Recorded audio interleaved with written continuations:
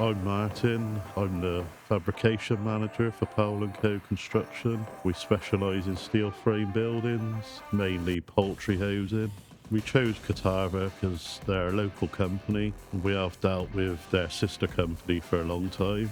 So I went to one of their open days and we had a demo on the machine. We thought we was getting good value for money. We're getting a local service.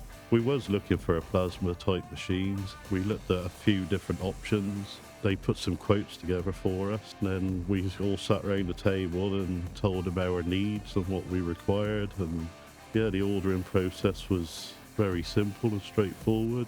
They gave us a date to when our machine was going to be ready. We had it delivered and the installation went without a hitch. It's one of the main things on the machine is the software. It's quite simple to use. You don't need a vast CAD knowledge to use it. Our drawing office will draw up a job and we can send that direct to the machine, or you can put it on a memory stick. You can just import the file straight into the machine and click on what plates you want to cut and nest them.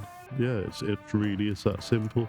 In effect, the plasma's doing 3 processes in one, whereas we was cutting plates, we was marking holes, then punching holes, whereas this will do those 3 processes in one go.